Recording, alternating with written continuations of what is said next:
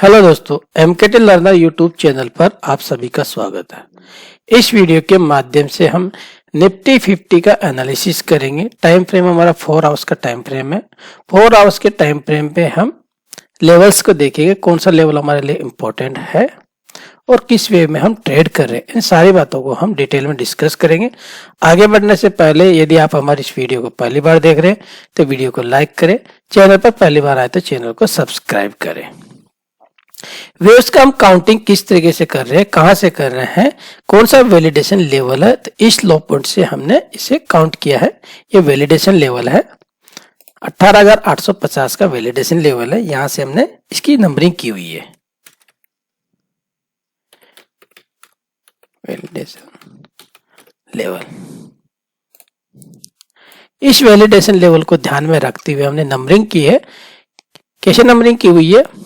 1 2 3 then correction 4 और 5 का structure कैसा है? 5 का structure A B C D और ई। यहां से हमारा कौन सा एंटिसिपेशन था? फिफ्थ वेव के लिए एंटिसिपेशन था हमारा मिनिमम 22,300 का था। 22,300 का था। यदि आप हमारे पिछले एनालिसिस वीडियो देखते हो, यहां से जो देख रहे होंगे आप 21,400 की 21,500 की लेवल से हम ये टारगेट एंटिसिपेट कर रहे हैं। तो वो वाले मिनिमम टारगेट एंटिसिपेट हुए हैं और उसके बाद में फर्दर आगे एक्सटेंड होते हैं। तो आगे के टारगेट हमारे 22,700 के थे। 22,700 के थे, लेकिन उसके लिए की लेवल था। की लेवल कौन सा की लेवल था? उस की लेवल को होल्ड रखते हुए मार्केट फर्दर 22,700 तक एक्सटेंड हो सकता है। तो उसके लिए की लेवल था, इंटरनल बेसिस पे आप देखेंगे तो इसका 1 2 3 4 और 5 यही वाला की लेवल था। इस की लेवल को हम यदि फर्दर होल्ड करते हैं, इसको ब्रेक नहीं करते हैं, तो फर्दर हमारे 22,700 का एंटिसिपेशन था। तो इस की लेवल के साथ में मैंने आपको मंडे को ये चार्ट शेयर किया था, यानी कि 11 मार्च को आपको टेलीग्राम ग्रुप में ये चार्ट शेयर किया था। इसका स्ट्रक्चर कैसे देख रहे थे हम? ये की लेवल ये है हमारा, और ये 3 स्विंग सम डाउन है ए, और ये बी के अंदर आपका कैसा स्ट्रक्चर है? ये ट्रायंगल है, वो A B C D E triangle. और देन इस के लेवल को यदि हम होल्ड नहीं करते हैं तो हमारा ये ब्लू बॉक्स एरिया जो है ये ओपन हो जाएगा। तो हमारा डाउन साइड के लिए पोजिशनली ये व्यू है। ये वाला ब्लू बॉक्स एरिया जो है इसकी टैगिंग की हमारी एंटिसिपेशन है। चार्ट पे मैं क्लियर कर देता हूं कि चार्ट पे किस तरह का स्ट्रक्चर बन रहा है ये, और अभी हम प्रेजेंट टाइम पे कहां पे ट्रेड किए हैं। इस वीक के लिए अगर हम देखते हैं तो इस वीक में हमारी क्लोजिंग हुई है 22,000 के नीचे की क्लोजिंग है। 22,296 के पास, 996 के पास में, 22,996 के पास में हम क्लोज किए हैं। अब यहाँ पे ध्यान दीजिए, अब ये ट्रेड किस तरह का है? इसे यदि हम इसे 1 2 3 4 और 5 करते हैं, मार्किंग करते हैं, तो हमारा 50 यहाँ पे एंड हो गया और इसका करेक्शन आएगा। इस पूरी की पूरी साइकिल का वो शेलो करेक्शन आएगा या डीप करेक्शन आएगा, ठीक है। लेकिन फिलहाल के लिए यदि इसे हम ए बी सी करके इसे ए मार्क करें और इसे बी मार्क करें और इसे सी मार्क करते हैं, ब्लू बॉक्स जो एरिया है वो वाला इसकी टैगिंग का, तो हमारी फोर्थ कहाँ पे होने वाली है? फोर्थ हमारी यहाँ पे होने वाली है, और देन फिफ्थ और आगे का एंटिसिपेशन रहेगा। यहां से यदि हमें रिवर्सल साइन मिलता है, ठीक है। फिलहाल कैसे देख रहे हैं हम, कैसे नंबरिंग कर रहे हैं? फिलहाल के लिए हम फिफ्थ वेव को यहां पे एंड लेके चल रहे हैं। फिफ्थ का यहां पे एंड पॉइंट लेके चल रहे हैं। अब यहां से ध्यान दीजिए कि ये डाउन साइड का जो ट्रेंड लाइन है, इस ट्रेंड लाइन पे फोकस कर सकते हैं। इस ट्रेंड लाइन का सपोर्ट लेते हुए चल रहे थे, यहाँ से सपोर्ट लेते हैं, फिर से सपोर्ट लेते हैं, फिर यहाँ पे सपोर्ट लेते हैं, और यहाँ पे इसका ब्रेक डाउन हो गया। ब्रेक डाउन होकर के इसके नीचे ही हम क्लोज कर रहे हैं। तो फर्दर क्या यहां से ये वेव कंटिन्यू करेगी या किस तरह का स्ट्रक्चर डेवलप होगा? उन सारी बातों को हम 1 आवर के टाइम फ्रेम पे, इसे लोअर टाइम फ्रेम पे शिफ्ट होते हैं। तो फिलहाल के लिए शॉर्टर टाइम फ्रेम के हिसाब से हमारा डाउन साइड का ही ट्रेंड है। इसे समझते हैं 1 आवर के टाइम फ्रेम पे। 1 आवर के टाइम फ्रेम पे समझे तो कैसा स्ट्रक्चर है? यहाँ से वेव्स की काउंटिंग करें या नंबरिंग करें तो इसे आप 1 2 3 4 और 5, फिफ्थ के अंदर 1 2 3 4 और 5। तो इसकी टैगिंग बाकी है, इसकी टैगिंग बाकी है। तो हमारे लोअर साइड के लिए लिमिटेड टारगेट है अभी 21,800। तो 21,800 की रेंज में या 21,820 के पास में ये एंड हो सकती है। ठीक है, तो 21,800 के लोअर साइड के लिए और अपर साइड के लिए जो है वो रेजिस्टेंस लेवल है, ये जो सपोर्ट है 1 आवर के टाइम फ्रेम पे, और रेजिस्टेंस लेवल है वो 22,300 का रेजिस्टेंस है।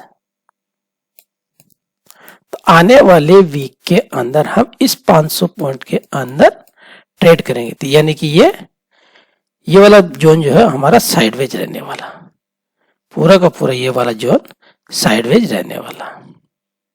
ठीक, अब फिफ्थ के अंदर ये क्या फिफ्थ वाला कंप्लीट हो गया। तो फिफ्थ को भी अगर देखें तो यहाँ पे देखिए इसकी वेव्स जो इंटरनल वेव कैसी है, फिफ्थ की वेव की इंटरनल वेव 1 आवर के टाइम 1 2 3 4 और 5, यानी कि इसकी टैगिंग बाकी है। ठीक है, फिफ्थ व्यू यहाँ पे एंड हो जाएगी इंटरनल। जो ब्लू कलर से, जो ब्लैक कलर से हमने अभी मार्किंग करी है 1 2 3 4 1 2 3 4 और 5।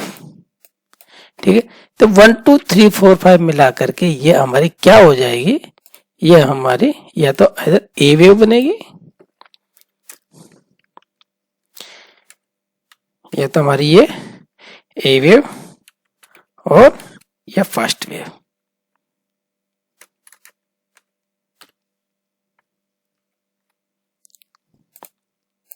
ठीक है, इसके बाद में यहां से पुल बैक मिलेगा, यहां से इस एरिया से 3 स्विंग्स या 7 स्विंग्स का पुल बैक मिलेगा।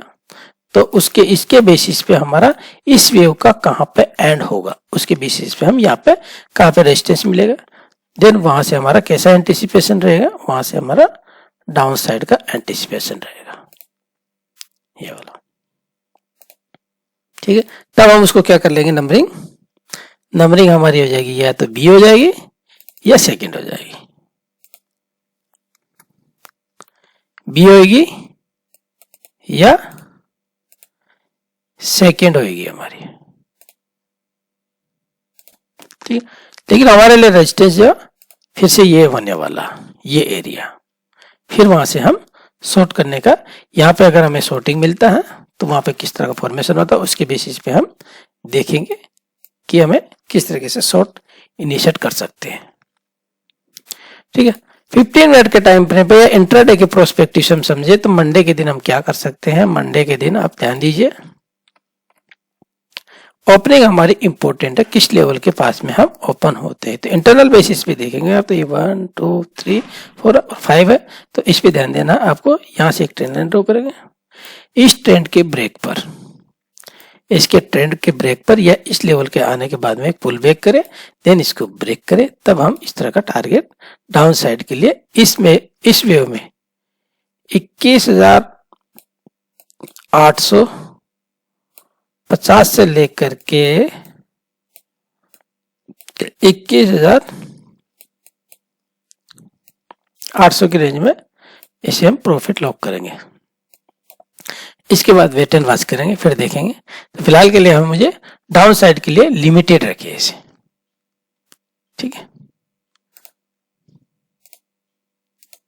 फ्रेंड्स, मेरी कोई बाइंग और सेलिंग की कोई रिकमेंडेशन नहीं है। जो स्ट्रक्चर मुझे प्रेजेंट टाइम पे दिख रहा है उस स्ट्रक्चर को मैं आपको समझाने की कोशिश किया हूँ। टेलीग्राम ग्रुप पे भी जो मैं चार्ट शेयर करता हूँ, जैसे कि ये 4 आवर्स के टाइम फ्रेम पे मैंने ये चार्ट शेयर किया है, तो इसमें मेरी कोई बाइंग और सेलिंग की कोई रिकमेंडेशन नहीं होती है। एज ए स्ट्रक्चर मैं किस तरह का देख रहा हूँ तो वो मुझे समझ में आता है, तो उसको मैं आपको शेयर कर देता हूँ। जैसे कि इसमें ये शेयर किया होता है, ये की लेवल था, इस की लेवल को हमने होल्ड नहीं किया तो हमारा एंटिसिपेशन इस तरीके से हो जाता है। फर्दर इस की लेवल को यदि हम होल्ड करते हैं तो फर्दर 700 तक ये एक्सटेंड हो सकती थी।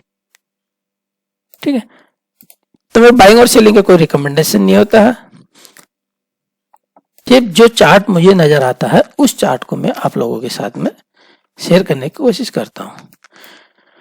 तो फ्रेंड्स, इस वीडियो को अपने तक ही सीमित न रखें, अपने फ्रेंड सर्किल में फेसबुक, इंस्टाग्राम, व्हाट्सएप, जहाँ पे भी आपको लगता है वहाँ पे शेयर करिए, बाकी और लोग भी इस तरह की जानकारी सीख सके, समझ सकें कि वेव का एंटीसिपेशन किस तरीके से किया जाता है।